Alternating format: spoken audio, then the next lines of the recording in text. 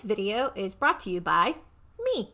I have a new illustration available in my online shop, Be Not Upheard. I'm still absolutely tickled that I came up with this title myself, and I'm not ashamed of it. So this is available as a limited run print. I am only printing 15 of these. So if you would like to get your hands on one of them, head on over to fantasyvilleproductions.com for more info, including how to get one of these prints for yourself. All the funding raised during the sale of these prints will go towards funding the next item in the Kitties line, which is the Be Not Upheard keychains. Yes, I want to make these into a keychain. I think that would be great. Thank you for your support. So let's talk about the worst books that I read in 2022, in the start of February. I journal a lot. One of the journals that I keep, yes, I keep multiple journals. One of the ones I keep is a book log.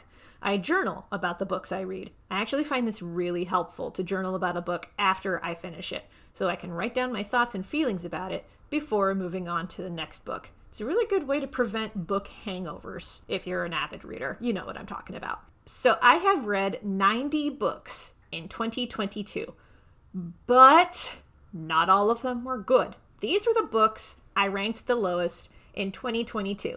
If you would like to see what books I did like, check out the live stream I did with the Columbus Cartoon Coalition. Link to the archive stream is in the description. Your mileage will vary with this list. You may disagree with me on some of these, and it's fine. I just, for the reasons I'll get into, didn't like these ones. Also, as a heads up, this list is varied. There are novels, graphic novels, and nonfiction books in this list.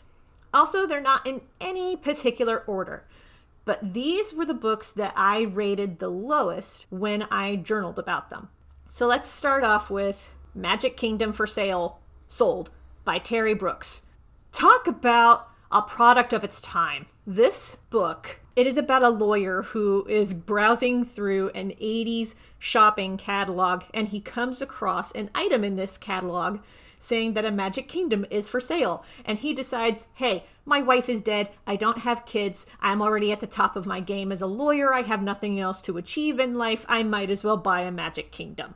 So he buys it, and then he ends up going there, and he discovers that the Magic Kingdom that he just bought out of a basically JCPenney's shopping catalog is in borderline ruins. They've already gone through like 20 kings in like a year because he is not the first person to buy this Magic Kingdom in the shopping catalog, apparently. So with a premise like this, you would think that it would be great, right? It's middling. It's middle of the road at best, but there's a lot about it that is a product of its time. For one thing, the fact that the main character is a lawyer, I'm pretty sure this was just decided on because back in the 80s, the author was probably thinking to himself, what is a profession where you can make a lot of money, but not so much money that you lose your status as an everyman? And he picked lawyer because he already had a background. The author himself already had a background as a lawyer. So he was like, hey, this is something I'm familiar with. Boom, lawyer. There we go. But none of that came into play during this book. And I really wanted to see how his lawyer background would have been implemented in this narrative. I think that was a missed opportunity right there. The other things about it are definitely indicative that this book was set in the 80s. For one thing, lots of Tolkien imagery, obviously. For another thing, there's a quote-unquote love interest. I hesitate to call her a love interest because all she does is she looks at this dude and she goes, I belong to you now, which, ick, so much ick there. It also really says something that is a thing that passed for romance in the 80s. It's so gross. It's so very gross.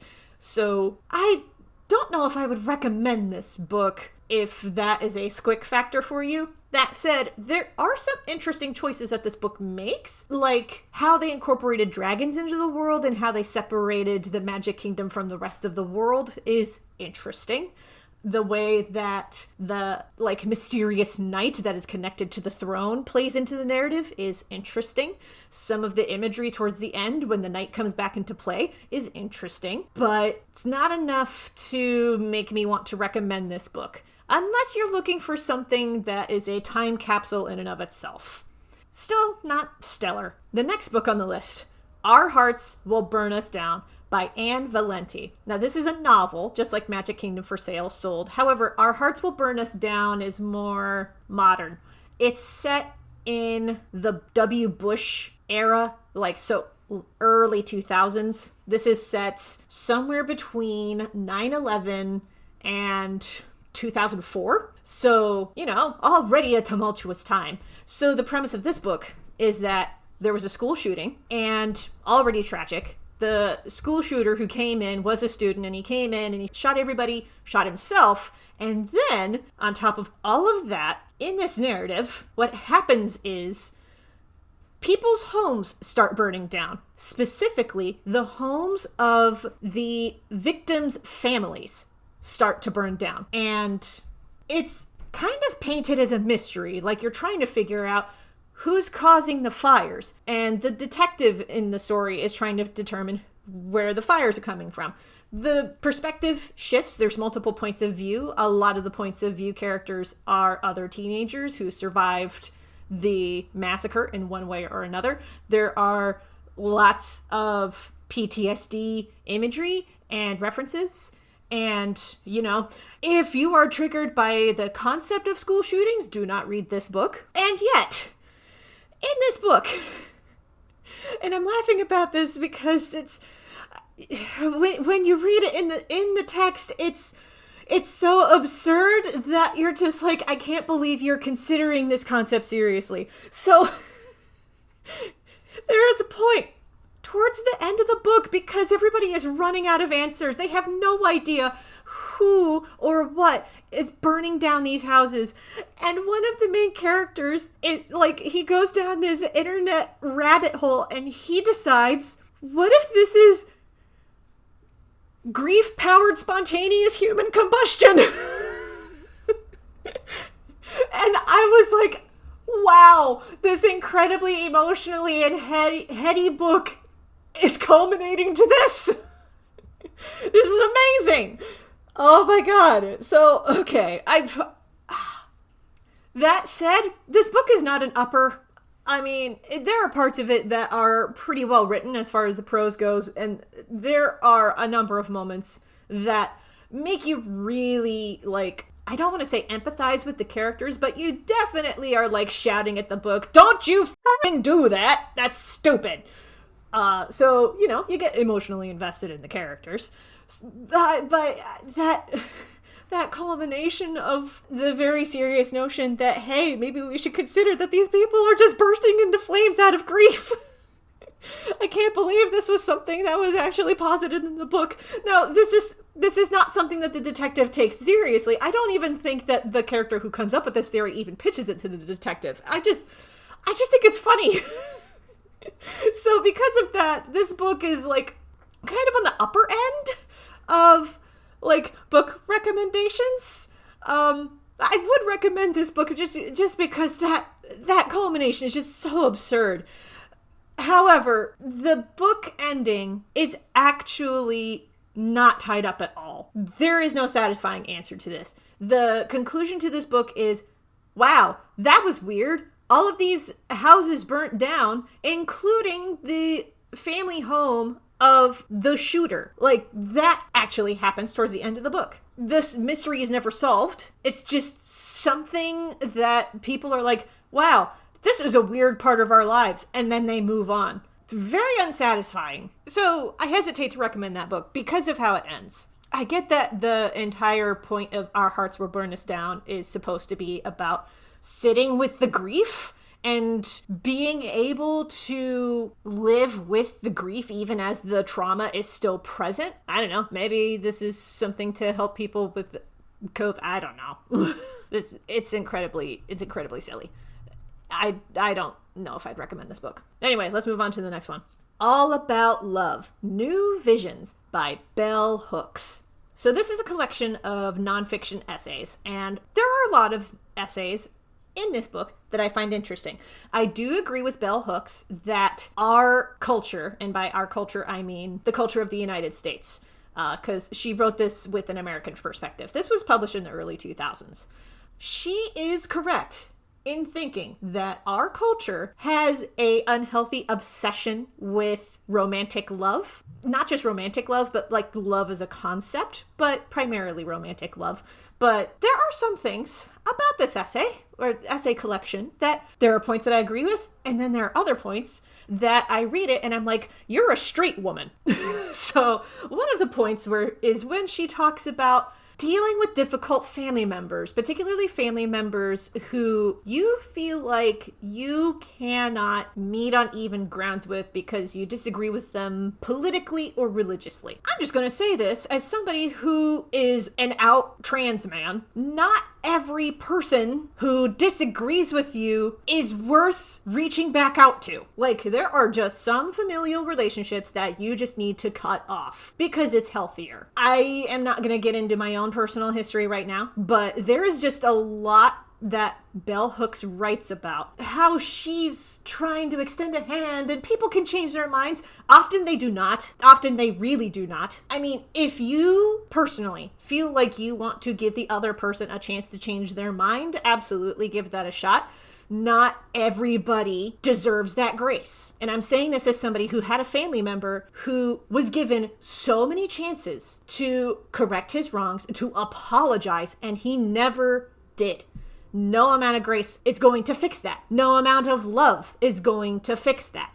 I feel like on some level, Bell Hooks really needed to acknowledge that, and she did not. There's also some segments where she talks about angels, and I'm like, oh, okay, you're at least with a Christian background. You may not be Christian yourself, but there is definitely some Christian influence in there. Suddenly a lot of your essays make sense, and a lot of this advocating for forgiving the other person who did wrong to you also makes sense. Again, speaking as somebody who flies the rainbow flag, not everybody is deserving of this. But when she was talking about, like, angels, there was a little part of me that I had to be like, this is not biblical angels. This is not angels with eyeballs on their wings. This is not Pet. Like, this is not that.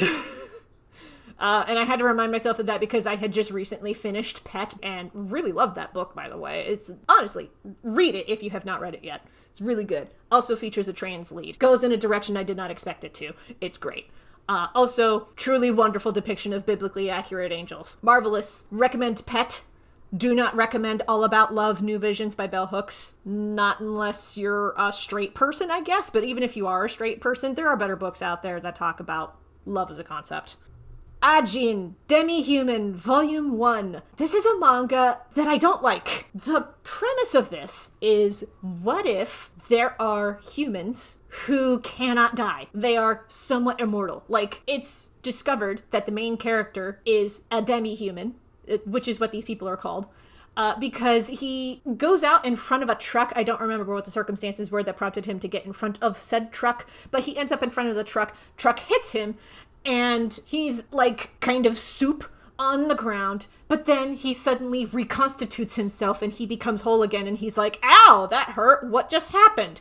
And everybody's like, oh my god, demi-human. And this is a world where demi-humans are sent to a mysterious government agency to have experiments committed on them. And I gotta say, why is this the first place that the author goes to when the premise of immortality comes up? Why is it that this author thinks that humans are going to look at immortal people and think, ah, yes, immortal beings, time to do experiments on them and see how many ways we can kill them? Why is this a thing? Why does this author think this? Why does this author have this idea? I'm going to assume that the author is a man. Could be somebody else.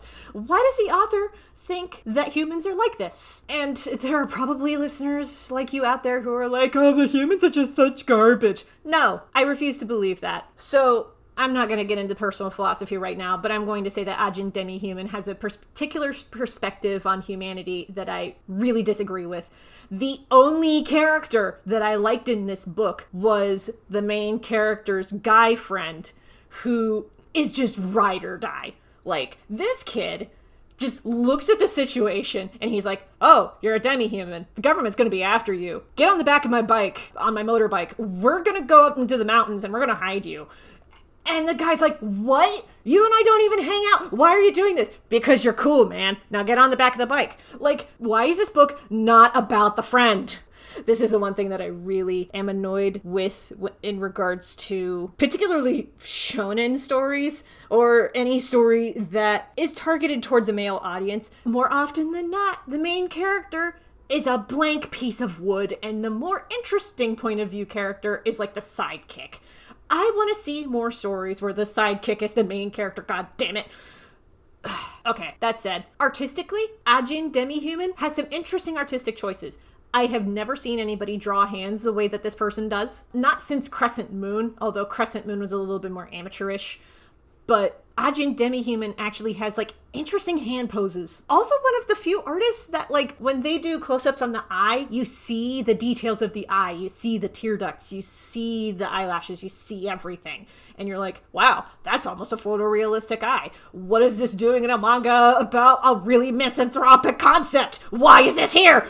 Okay, I'm sorry. I didn't mean to shout like that. I didn't mean to make the microphone spike. Anyway, let's move on to the next book before anything else happens. Puella Magi Madoka Magica, A Different Story, Volume 2. I have to be really particular here because I actually really liked Volume 1. Now, Puella Magi Madoka Magica did not start as a manga. It started as an anime. The manga adaptation came afterwards, and this is something that the creator of the manga version kind of makes explicit with the, like, introductions or the forewords, because they're very explicitly like, hey, I did the shield design for Homura different than what's in the anime, but I really like how it turned out here, and stuff like that. Now, it doesn't stray that far from the source material. The first run of the manga does not. Madoka Magica, A Different Story is an alternate timeline. This is an alternate timeline that focuses primarily on Kyoko Sakura and Mami, pretty sure last name's Tomoe. Anyway, Mami and Kyoko. It focuses around these two. And I'll be honest, I did not foresee Kyoko and Mami bitter exes, but I am here for it. That said, the reason why I rated this book as low as I did is for a couple of reasons. First, while the creator of the manga has improved on particularly action pages and action sequences, there are still some action pages that are borderline illegible. How are you supposed to read these? It's so overtoned and it's overdone. So many action sequences in this manga are overdone, particularly in the first run. The first run is the worst at this. The second run, A Different Story, gotten a little bit better. Monster designs, interesting concepts. The other reason that I rated this as low as I did, besides the borderline illegible action sequences, is the die-hard adherence to the idea that Sayaka has to die. Like, this is an alternate timeline. You can play around with what happens and what doesn't. And it annoys me that in Madoka Magica, it seems to be that one of the anchor points that happens, no matter what timeline it is that Sayaka dies. Why? Can't you have a timeline where that doesn't happen? This is a multiverse theory we're talking about here. So there are some plot contrivances that do not sit well with me as an author. Like, there are parts that I'm like, you definitely could have done this differently, and then you didn't. And that's disappointing. Anyway, next book. Oh, I had high hopes for this one, and yet I was so disappointed. The Me You Love in the Dark by Scotty Young, Jorge Corona, I really should double check that, et al. There's a bunch of creators behind this one. This was put out by Image, if I remember correctly. So, The Me You Love in the Dark. Somebody was mad that The Shape of Water was popular. Is how I think this book happened. Because the premise is there is a young woman who leaves the major city and she's renting out this big Victorian house that nobody else is renting out because it's supposedly haunted. And she decides, this is the perfect place for me to work on my next series of paintings for my next gallery show. And she goes in and she discovers that the house is not haunted. It's just that the tenant is a Lovecraftian horror monster, whom, of course, she develops a romance with. And then she discovers, oh, this is a toxic boyfriend. And it's that descent into toxic boyfriend territory that is where the story falls apart for me. There's a good way to go about it, and there's a bad way to go about it. And I feel like this story was a really bad way to go about it. Not only that, but I have so many thoughts about this one plot beat. that happens towards the end of the story. So the artist has a rep who is basically giving her calls every once in a while as the narrative progresses. And he's calling to check on how the painting series is going and checking to see when she's going to have these paintings done because she needs to get them done by a particular gallery show opening. So he's just making sure that she's on the ball, as reps do. However, this is where this part of the narrative falls apart for me. The artist rep is a black man, and then he dies because the Lovecraft horror boyfriend kills him, and then starts operating his body like a meat puppet when he sees that the artist has been hurt by the death of the art rep. There are so many things that I can say about this.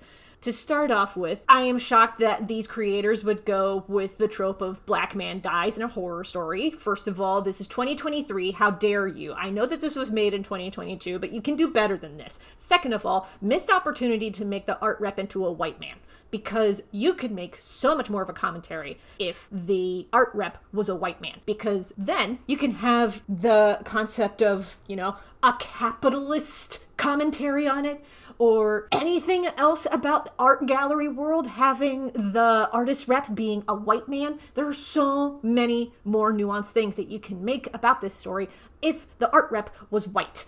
Making him a black man just not only further perpetuates the stereotype of black man dies in a horror story, it also really muddles the monster message. And let me get into this real quick. So if you have not seen Lindsay Ellis's video about My Monster Boyfriend, first of all, how dare you? Second of all, go watch it. I will wait. Thirdly, as soon as you see that, you will know that historically, monsters in monster movies are often depicted as stand-ins for people of color, because the people who made those monster movies were primarily white in the 50s. And of course they had anxiety about people of color back then. This is a thing. This is a thing that filmmakers know. And this is a thing that carries over into the horror genre. And add on to that, this monster in The Me You Love in the Dark is a Lovecraft horror, and we all know how very racist H.P. Lovecraft was. And the fact that you had a Lovecraftian horror monster coming from a genre spearheaded by a racist, and then you had a black character in this narrative die at the hands of this Lovecraftian horror. I'm not saying this was done on purpose. I am saying that subtext is there if you're looking for it. And the fact that it is there and nobody has commented on it is a problem. There's so much about this book that really could be done differently. That's all I'm going to say about that. And oh no. Okay, I know I didn't put this particular book list in any particular order, but I think I saved the worst one for last. Shadow Work, Face Hidden Fears, Heal Trauma, Awaken Your Dream Life by Danielle Massey. If I could give this book 0 stars, I absolutely would. Manifestation is bullshit. I'm saying this as somebody who believes in the hippy-dippy woo-woo stuff. I'm saying this as somebody who is adamant about, tarot card readings and things like that. Manifestation is bullshit, particularly the way that this author writes about it. Danielle Massey is supposed to be a registered therapist, and it never occurs to her that half of the things that are detailed in this book could also be chalked up to signs of mental illness. That's negligence. That is negligence right there. I'm saying this as somebody who is neurodivergent and also into the hippy-dippy woo-woo stuff. The fact that she does not acknowledge that, hey, if you're hearing voices, that could be a sign of schizophrenia. The fact that that's not there it's negligence. It's really bad. It's so bad, y'all. And there's so many things about this that, okay.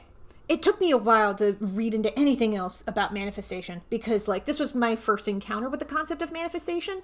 Did not like it. It did not work. Then I came across other, interpretations of manifestation. And here's the thing. I have come to accept that the idea of manifestation is you are manifesting a feeling.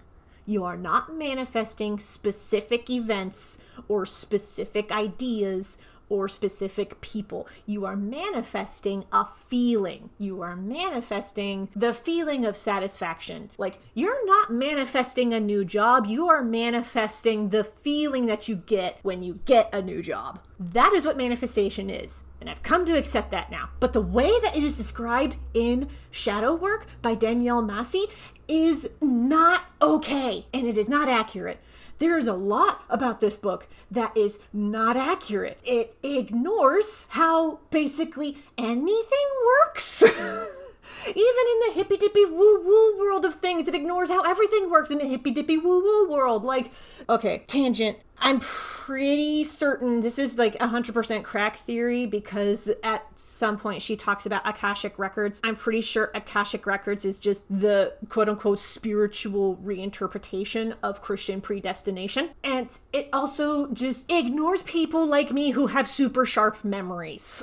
Like, the idea of being told, oh, your Akashic Record says that in the future you're going to name your book this, and then later on, like it could be years later, you're trying to think of a title of a book and you're like, hey, maybe I should name it this, and you realize that that was the suggestion that was given to you. That can be chalked up to a super duper sharp memory. That's not Akashic Records. That's not how they work. Oh, there's so much about this book that I do. No, absolutely not. This book is a crime against humanity. Do not read this. Ugh, okay. Thank you very much for listening to me rant and ramble about all of these books that I rated as the worst books that I read in 2022. I would like to actually do a follow-up video talking a little more in depth about some of my favorite books that I read in 2022, the ones that were not mentioned in the live stream that I did with the Columbus Cartoon Coalition. Again, if you would like to check that out for comics that I read in 2022 that I liked, the link for that is in the description. That said, I think I'm going to do a follow-up video talking about my favorite books that I read in 2022, because there are some really, really good ones. Obviously, it's not any of the ones that I just talked about, but we'll talk about that next time that I talk about books. Thank you all so much for listening, and I hope you enjoy this art. Thank you all so much for watching. The art that you just saw me draw in this video is a page from my webcomic, The Legend of Jamie Roberts. The Legend of Jamie Roberts is about a genderqueer pirate and their two best friends treasure hunting in a land full of dragons. If you would like to read it for yourself, it's free to read online at thelegendofjamieroberts.com. The first 4 chapters are also collected into Volume 1, which is available in my online store. Links for that and for The Legend of Jamie Roberts, the webcomic, will be in the description. Thank you all so much for watching. You are awesome.